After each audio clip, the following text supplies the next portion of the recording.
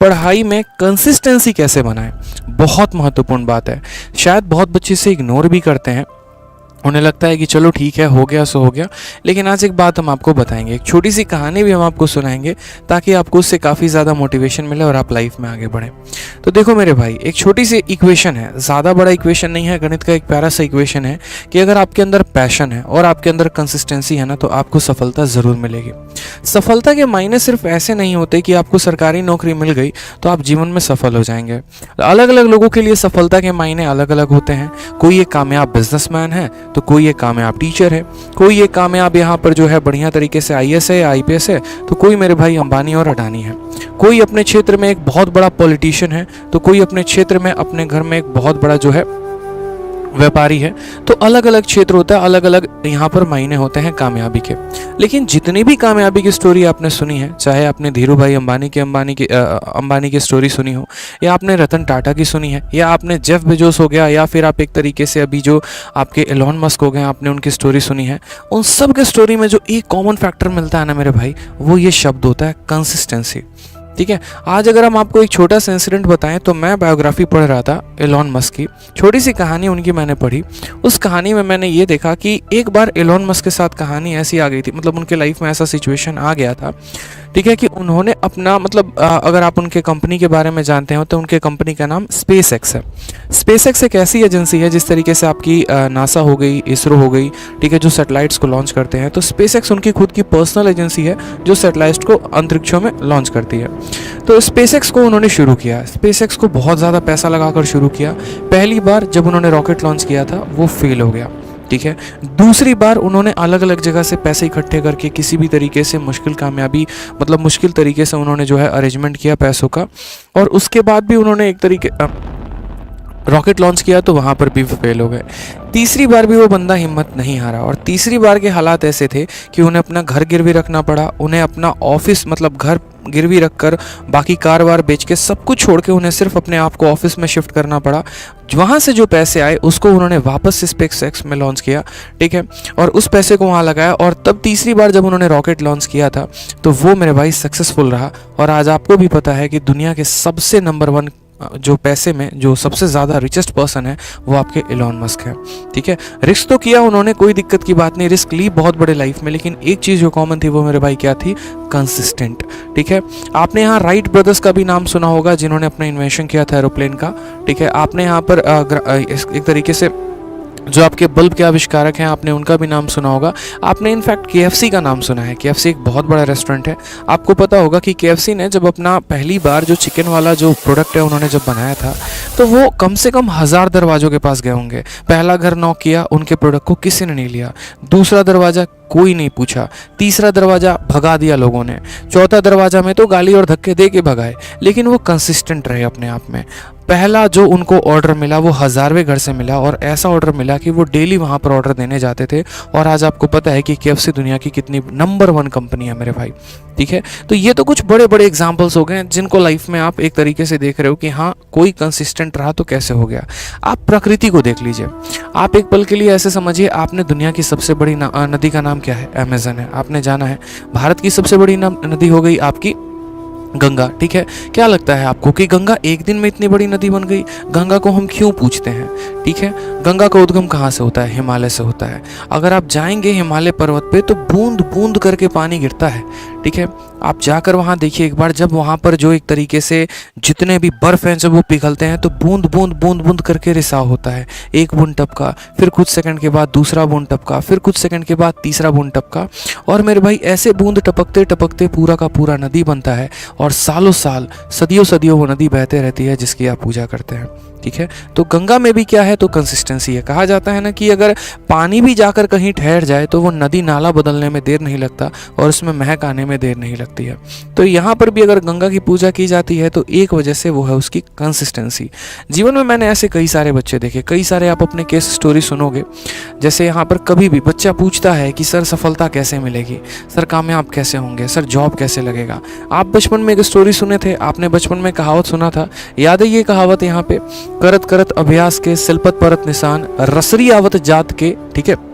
Sorry, करत करत अभ्यास के जड़मती होत सुजान, रसरी आवत जात के सिलपत परत निशान। कहने का मतलब क्या है, आप अभ्यास करते रहो करते रहो करते रहो, ठीक है। और एक वक्त ऐसा आएगा कि जहाँ पर आप एक तरीके से चाह रहे हो जो चीज़ ना, वो पूरी होगी और ज़रूर होगी, और बहुत ही शानदार तरीके से होगी। आज आपसे लोग पूछते हैं ना कि आप क्या कर रहे हो, क्या नहीं कर रहे हो, ठीक है।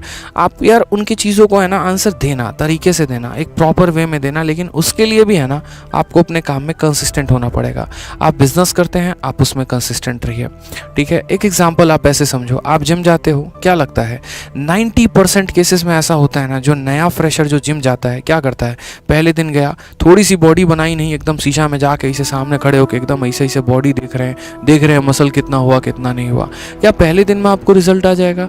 दूसरा दिन गए, आधे घंटे वर्कआउट किया नहीं, बाइसेप्स देख रहे हैं, ट्राइसेप्स देख रहे हैं, थाई देख रहे हैं, बैक देख रहे हैं, शोल्डर देख रहे हैं, क्या होगा? आपको क्या लगता है उससे रिजल्ट आ जाएगा?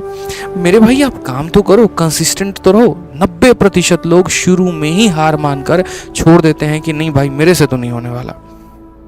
बस वो जो 10% लोग टिक जाते हैं ना, जो कंसिस्टेंट रहते हैं, जिनका रूटीन है मेरे भाई कि आज मुझे जाना है तो जाना है, मुझे कल जाना है तो जाना है, तो उनका जो एक तरीके से पैशन होता है और जो उनकी कंसिस्टेंसी होती है वो रिजल्ट लेकर आता है, और ये लीड करता है उनके सक्सेस में। चाहे आप मिस्टर एशिया की स्टोरी सुन लो या आप मिस्टर वर्ल्ड की स्टोरी सुन लो, आप यहाँ पर जब भी देखोगे तो वो अपने लाइफ में बहुत कंसिस्टेंट रहे, ठीक है। आपने दंगल मूवी देखी, आपने यहाँ पर और भी कई सारे मूवीज़ देखे, सब में आप एक चीज़ देखोगे, कोई भी होता है भाई, चाहे कोच भी रहे तो उसको भी कंसिस्टेंट होना पड़ता है, और जो आपका एक खिलाड़ी है उसको भी कंसिस्टेंट होना पड़ता है। आप देख लीजिए कि बड़े बड़े लोगों का पतन होते भी वक्त नहीं लगता है। विराट कोहली का एग्जाम्पल देखिए, माना कि एक वक्त में दुनिया के वो सबसे बड़े बैट्समैन थे, लेकिन अपनी चीज़ों पर वो कामयाब और कंसिस्टेंट नहीं रहे, प्रैक्टिस को उस तरीके से फोकस नहीं किया, ब्रांडिंग पर ज़्यादा फोकस की, एड्स पर ज़्यादा फोकस किए, पैसे कमाने पर ज़्यादा फोकस किए, जो अपना गेम है उस गेम पर फोकस नहीं किया।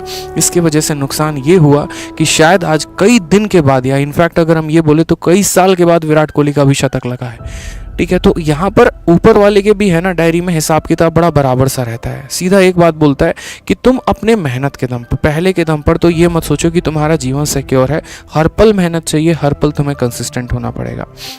आज मैंने एक बच्चे से मिला मैं, ठीक है, और जहाँ तक मैं उस बच्चे को बहुत क्लोज से जानता था, एक वक्त था कि जब वो पहली बार मुझसे मिला था 2018 में एक लाइब्रेरी में।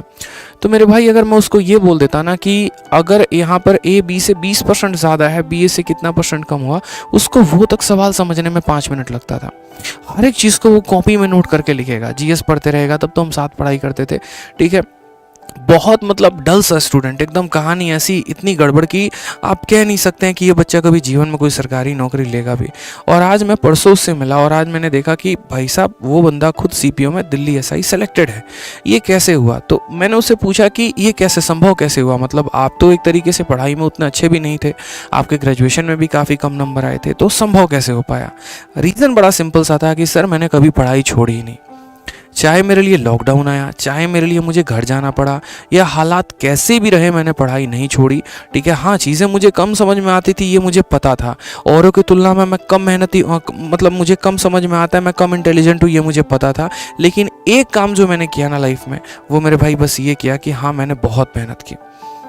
जीएस मुझे भी कम समझ में आता था, मुझे भी नहीं समझ में आता था ये अकबर बाबर, ये घटनाएं, ये पानीपत का युद्ध, ये हमारा घग्गर का युद्ध, ये नहीं समझ में आता था मुझे एरर नहीं पकड़ में आते थे कि वो आर्टिकल का एरर कहाँ है, वो प्रोनाउन का एरर कहाँ है। मुझे मैथ्स के क्वेश्चन बड़े डिफिकल्ट लगते थे, भाषा मुझे समझ में नहीं आती थी, ज्योमेट्री के मेरे फिगर्स नहीं बनते थे। लेकिन एक काम जो मैंने अपने लाइफ में की सर, कि मेरा फिक्स रूटीन था, सुबह उठकर 7 बजे वो क्या पढ़ना है तो मुझे पढ़ना है।